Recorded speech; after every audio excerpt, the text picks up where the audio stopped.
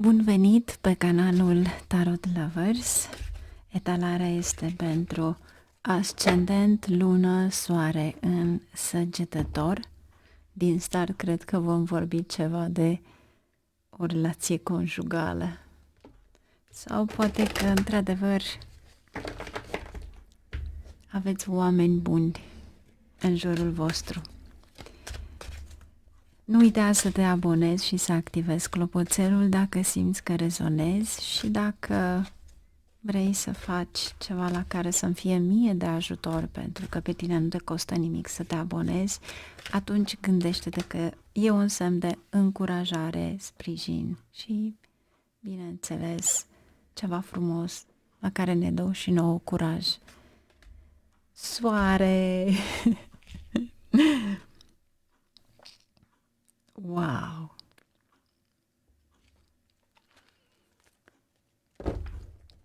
E o energie extraordinar de bună pentru voi. Pentru că aici aveți posibilitatea să rezolvați orice este restant pentru voi. Orice. În primul rând, pentru că vă pregătiți poate pentru un nou an 2026, care este un an cu numărul 1 și este numărul Soarelui. Poate că unii dintre voi chiar doriți să vedeți, de fapt, remediile. Vă invit la webinar pe 13 decembrie. Detaliile le aveți pe site sau pe Astrovedic. Să vedem ce avem aici cu soarele, dar este extraordinar de frumos. Dragoste, ce-am spus aici? Poate că într-adevăr este momentul să luați acele decizii dificile sau poate vi se păreau dificile. Turnul, care este surpriza, vom vedea. Știți că întotdeauna turnul este cartea lui Marte și bineînțeles că este guvernat de Marte și înseamnă pământ. Să vedem ce avem aici. Împărăteasa, posibil pentru unii dintre voi să fie ceva creativ, proiecte noi și abundență, bineînțeles, sau poate chiar mașina. Turnul și împărăteasa, fiți foarte atenți atunci când conduceți. Iar aici aveți 3 de bâte, planuri noi, obiective noi. Pentru un nou început. Exact, un nou început la care parcă nici voi nu știți, încă nu ați discutat. Dar poate că este un nou început pentru cei care au o viață de cuplu sau pentru cei care sunt pur și simplu împreună, dar nu locuiesc împreună și aici posibil să fie ceva la care se schimbă major în viața lor. Să vedem clarificarea ce vrea să ne spună. Dar cu siguranță este o relație conjugală extraordinar de frumoasă.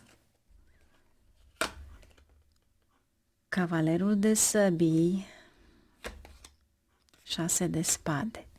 Voi aveți o calmitate foarte bună, dar să nu treacă cineva pragul acela al calmului, pentru că vă enervați și pe bună dreptate. Atunci când avem de-a face cu săbiile, este un adevăr. Tot la fel, șasele acesta de spade poate fi un transfer la locul de muncă. Dar aici cu siguranță se încheie ceva care a fost restant, pentru că aveți soarele. Soarele este disciplină, da? Wow! Surpriza, 6 de monede, o primă. Oh! 4 de bâte. 4 de bâte poate fi casa, poate fi succes, o călătorie. Pentru cei care se aplică, să zicem, o casă. Dacă eventual vindeți un teren, să știți că veți avea un profit extraordinar de bun. Câștigați ceva la care nici măcar nu v-ați gândit. Împărăteasa. Împărăteasa cu împărăteasa și un nou început. Cu siguranță veți cheltui bani. De ce? Păi atunci când am de-a face cu împărăteasa, este Venus. Lui Venus îi place luxul. Și posibil, dacă vă mutați undeva, veți cumpăra lucruri luxoase, veți cumpăra ca totul să fie frumos. E bine, dar potoliți portofelul. Și cu siguranță aveți o experiență extraordinar de frumoasă, de stil creativ, ceva la care este foarte important pentru cariera voastră, va aduce ceva extraordinar în viața voastră. Aici vă spun în același moment să evitați să aveți încredere în alte persoane, terțe persoane, pentru că bunătatea voastră poate fi împiedicată de acest Marte. 3 de bâte, energia voastră, regele de bâte, turnul. Ți-am spus un pic mai înainte.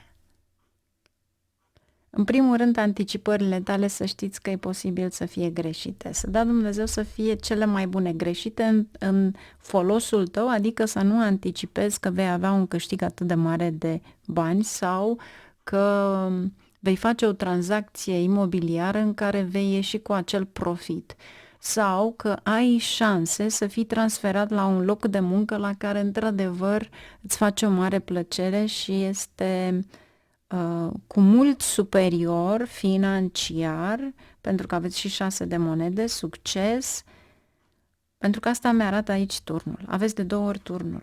Aici este o surpriză și în prezența soarelui este o surpriză extraordinar de mare, ca un trăsnet, neașteptat. Adică îți spune că tu parcă treiul ăsta de bâte îți faci planuri, este energia ta, dar de fapt planurile nu stau așa cum ți le-ai făcut tu. Dar, încă o dată, dacă eventual faceți anticipări la un câștig imens sau stilul acesta, aici o să greșiți.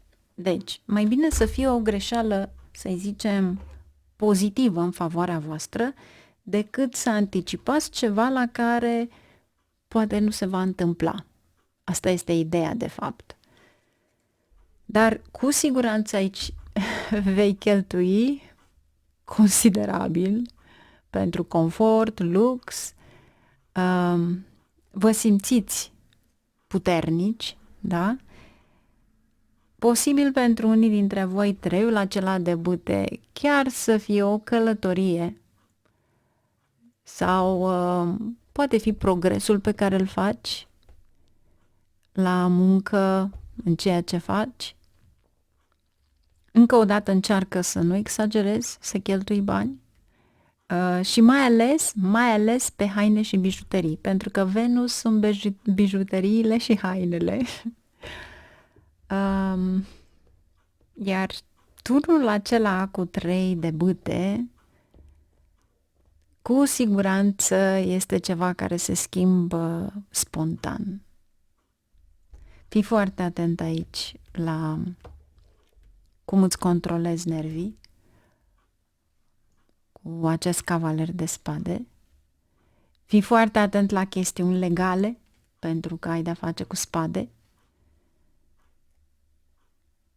Și, bineînțeles, fii foarte atent la accidentări, pentru că aveți Marte de 2 ori.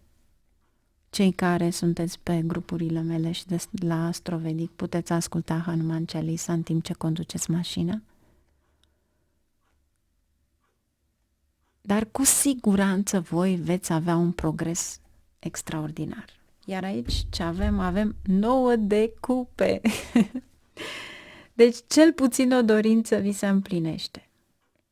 Este ca și cum aveți o discuție de genul acesta, dar uitați, 10 de bâte, după ceva la care ați avut foarte mult, au fost piedici, totul se reabilitează și acum 9 de cupe este dorința. Să vedem aici ce avem pentru voi, care este sfatul vostru. Deci, încă o dată, să nu aveți încredere în nimeni, în afară de cei dragi. Pentru că treiul ăsta de toamnă, asta îmi spune, nu faceți echipă cu nimeni pentru că nu e de voi. Și, bineînțeles, mare atenție atunci când conduceți cu mașina. Împăratul, aici este succesul vostru, capacitatea de a fi lider. Wow! De 3 ori turnul. Ceva neașteptat. Deci, oameni buni, aștept mesajele voastre. Este extraordinar. Este prima dată când văd o etalare cu 3 turnuri. Ceva vechi cade și vine ceva extraordinar. Aveți 2 împărătese și soarele.